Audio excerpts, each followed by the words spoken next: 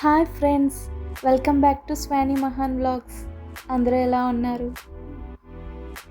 ఈరోజు మన రెసిపీ వచ్చేసి ఫిష్ కర్రీ, చేపల కూర. ఫిష్ అంటే ఇష్టం లేని వారు ఎవరుంటారు చెప్పండి? సో ఇంకెందుకు ఆలస్యం, మనకందరికీ ఇష్టమైన ఫిష్ కర్రీ చేద్దాం రండి. ఫస్ట్ స్టవ్ వెలిగించుకొని ప్యాన్ పెట్టి ఆయిల్ వేద్దాం. సో ఆయిల్ వేసాక, ఆయిల్ హీట్ అయ్యాక జీరా వేద్దాం. నెక్స్ట్ మనం కట్ చేసి పెట్టుకున్న ఆనియన్స్, చిల్లీ, టమాటో అండ్ కరివేపాకు వేసి ఒకసారి తిప్పుదాం.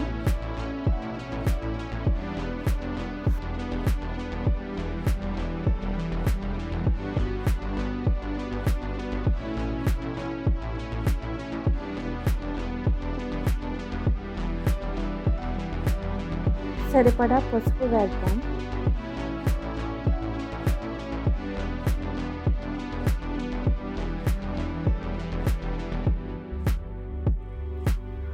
అలాగే సరిపడా సాల్ట్ కూడా వేసి ఒకసారి తిప్పుకొని ఫ్రై చేసుకుందాం ఆనియన్స్.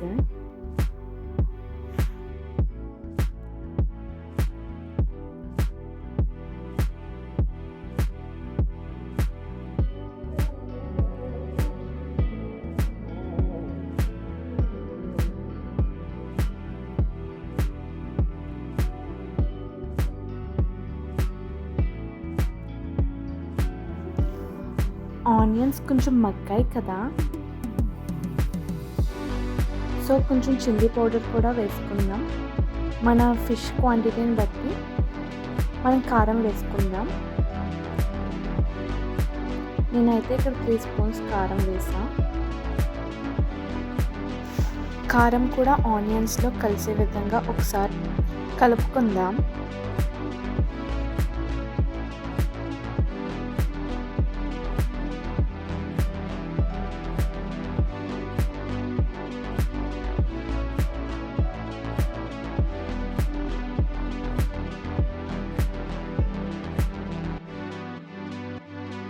కారం అంతా ఆనియన్స్లో కలిసింది కదా, ఇప్పుడు మనం ఫిష్ని ఆనియన్స్లో వేద్దాం.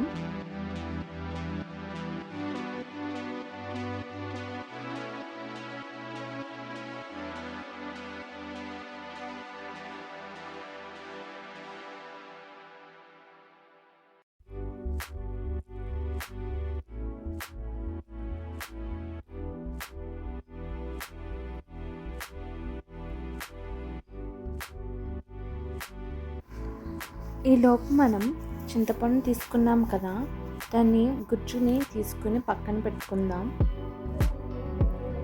సో ఫిష్ కూడా కొంచెం మగ్గింది కదా, ఈలోపు చింతపండు రసాన్ని కూడా ఫిష్లో యాడ్ చేద్దాం.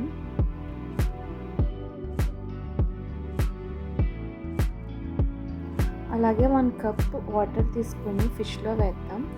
ఫిష్ కొంచెం మునిగే వరకు వాటర్ వేసుకుందాం. మనం ఇప్పుడు లిడ్ పెట్టుకొని కొంచెం ఫిష్ని అటు ఇటు కదుపుకుందాం.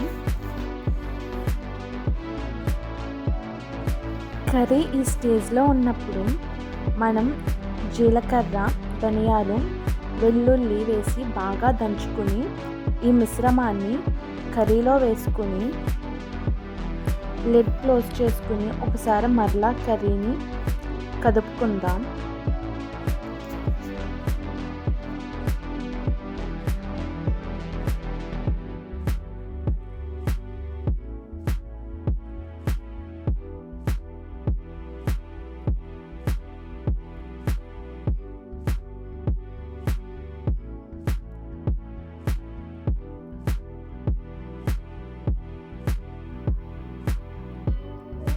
చూసారా కర్రీ ఎలా కలిసిందో? సో ఇంకా ఈ స్టేజ్లో ఉన్నప్పుడు మనం కొంచెం కొత్తిమీర వేసుకొని లిడ్ క్లోజ్ చేసుకుందాం. సో ఒక 5 మినిట్స్ నుంచి గ్యాస్ ఆఫ్ చేసేసుకుని కర్రీ చల్లబడ్డ తర్వాత తింటే చాలా బాగుంటుంది. కర్రీ అయితే చాలా బాగా వచ్చింది ఫ్రెండ్స్. ఐ హోప్ ఈ వీడియో మీకు నచ్చింది అనుకుంటున్నాను. నచ్చితే లైక్, షేర్, కమెంట్ చేయండి. ఎవరైతే మన ఛానల్ సబ్స్క్రైబ్ చేసుకోలేదో ప్లీజ్ సబ్స్క్రైబ్ చేసుకోండి. ఓకే, చివరి వరకు చూసినందుకు థ్యాంక్ యూ. బాయ్.